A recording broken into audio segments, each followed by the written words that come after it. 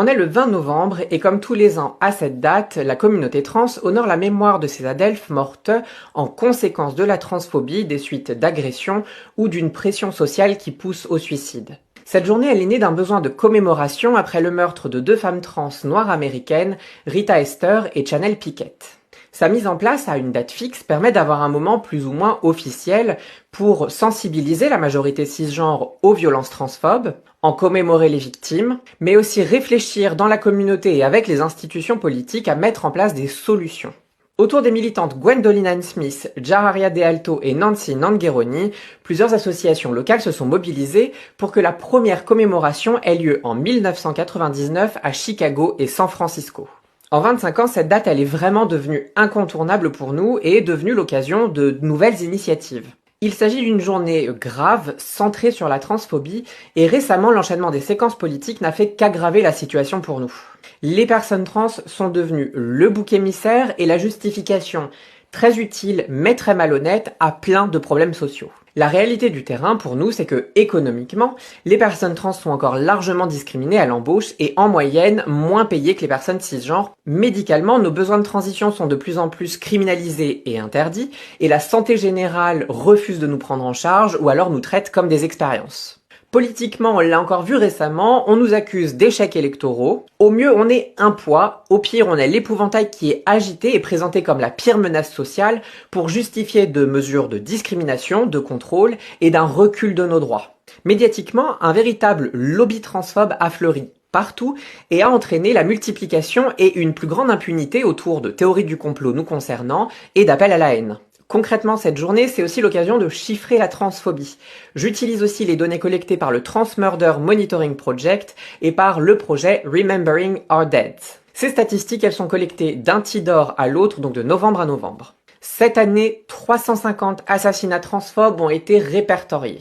Ce chiffre, il est très important de le voir comme un ordre de grandeur et pas comme un absolu.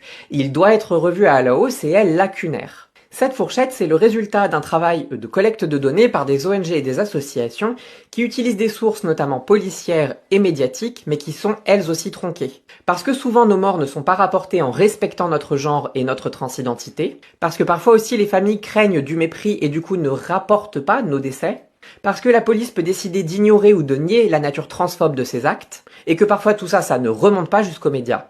Ce chiffre, il est désastreux et il est aussi le reflet d'un quotidien déjà marqué par la transphobie. Le rapport d'SOS Homophobie note ainsi une hausse constante des violences transphobes depuis 5 ans.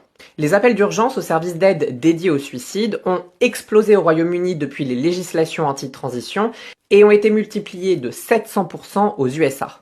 Tout ça sur un fond politique qui continue de légiférer contre nos droits et notre existence. Il y a ainsi 184 projets de loi anti-trans qui attendent d'être votés dans les 50 États américains.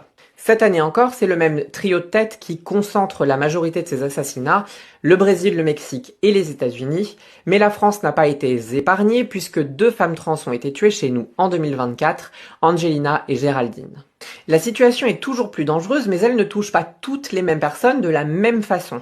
En effet, les femmes trans et personnes transféminines représentent 94% des victimes. 93% d'entre elles étaient aussi des personnes racisées et principalement noires. Surexposées aux violences aussi, les travailleuses du sexe représentent 46% des victimes et les personnes migrantes sont elles aussi particulièrement vulnérables. Chaque facteur de précarisation sociale et économique expose à plus de violence mais aussi à plus d'impunité dans les violences. Face à cet état des lieux, il faut aussi réfléchir à des solutions. Déjà, il est plus que nécessaire que la majorité cisgenre se sente elle aussi concernée. Compatir, s'informer, trouver la situation grave et arrêter de croire qu'on ne peut pas être transphobe. Il est important de créer de la place aux personnes trans d'où qu'on se situe socialement. Interpellez vos RH, demandez des formations, demandez des chartes de protection contre les discriminations. Reprenez vos proches cisgenres quand ils font des blagues, quand ils partagent des théories transphobes, quand ils ont juste des avis dégueulasses. Donnez financièrement aux associations qui font un travail que l'État a abandonné. Faites du bénévolat dans les associations. Syndiquez-vous et amenez ces questions dans vos syndicats. Être allié, ça peut pas juste être une posture sur les réseaux sociaux, même si évidemment tout le monde a 1000 problèmes à gérer et que personne peut tout résoudre d'un coup. Partagez cette vidéo pour sensibiliser à la journée du souvenir, mais souvenez-vous que pour nous, le 20 novembre, c'est toute l'année.